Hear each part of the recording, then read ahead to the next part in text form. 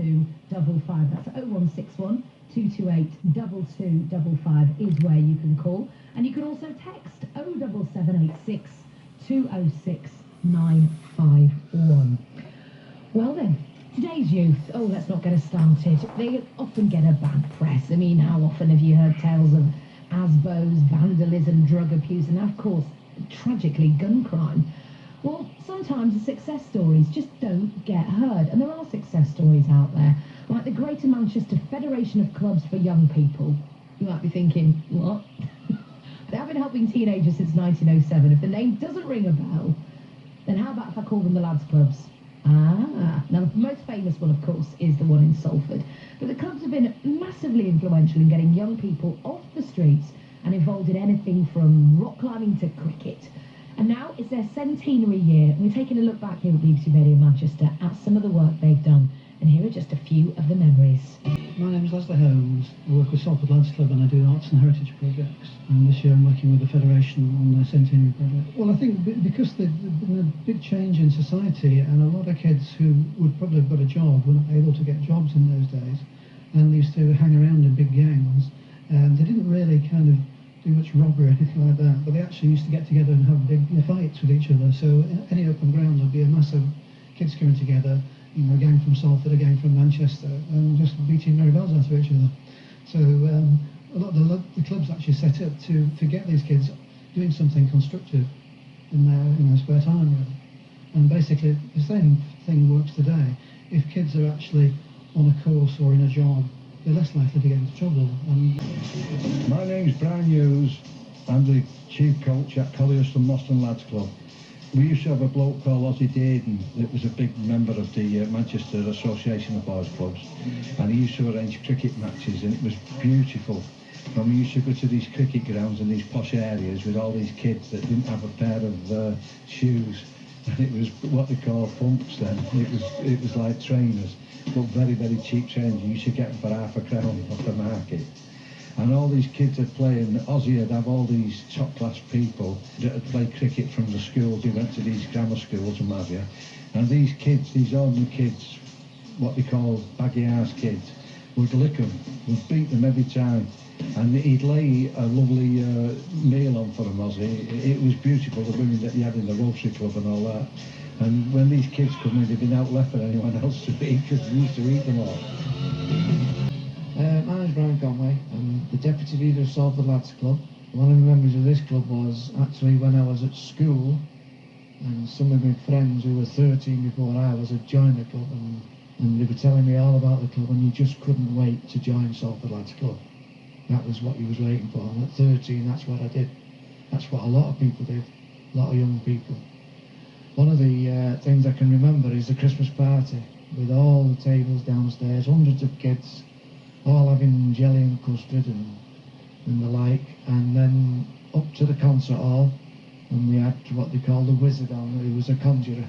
He did all his tricks, and that was something else for us, because you didn't see a lot of that in that day.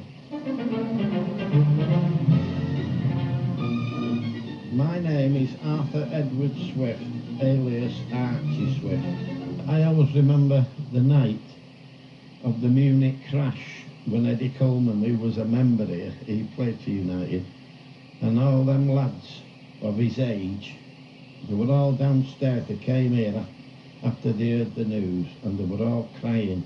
And to see youths crying, it's an experience you'll never forget. And they were all crying their eyes out over him, that he'd been killed that day at Munich.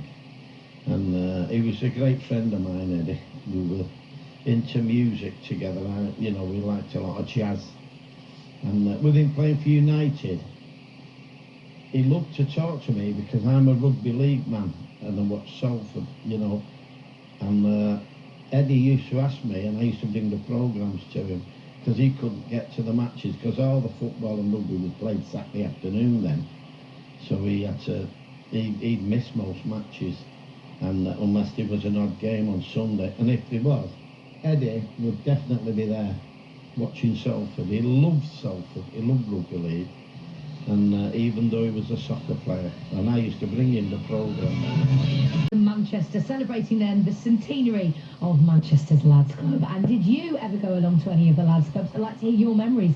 You can call, of course. Talking up, I guess, 100 years in existence is pretty remarkable achievement for any organisation, which is why we're helping to mark the 100th anniversary of Greater Manchester's Boys and Girls Clubs.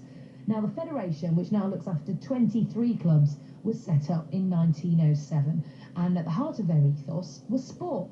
Now, one of the most important events in the club calendar was the holiday camp, and for many boys it was their first taste of country life, and for some it was even their first ever holiday.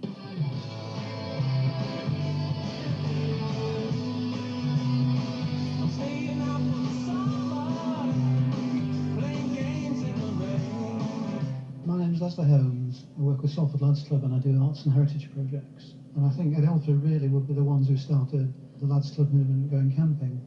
And I think they started off actually going away for the weekend and staying in like an old house or something in Derbyshire. And I think the camping tradition then started. So we're going back to about 1890s when this tradition of camping started. I mean, we're very used to the thing that started the camping movement in about 1907. But it was going way, way before that in places like Adelphi Lads Club. And they actually started it off they weren't just going to camp, they actually started off going out, taking kids out of the city for a weekend. And it actually started to build up like that. And, you know, there are places like Salford Lads Club now that have been camping for 100 years. So it's a remarkable tradition, and I think it's a very worthwhile one. Hello, my name's John Biggs. I'm the development coordinator at the Whitemoss Club for Young People. We were quite privileged to meet the belated Donald Campbell up on Lake Coniston at one of our Christmas camps. That's always been a memory for our youth centre. Just sat outside the front of my tent on Lake Coniston when Donald Campbell came over in his Bluebird and said to everybody a Merry Christmas, and that will always live, and I'll treasure all my life, and also all the people that were there on that day. And it was such a thing for us to remember. I mean, it meant so much to us because at the time we knew what Donald Campbell was doing. He was trying to break his land speed record, and he came over to us and wished us all a Merry Christmas. And he says to us, he wished he had his timekeepers here because it was the best ever day that they'd have ever experienced there to have the land speed record, but all the timekeepers had gone on holiday to Switzerland. And it just, it's one of those memories that kept with us.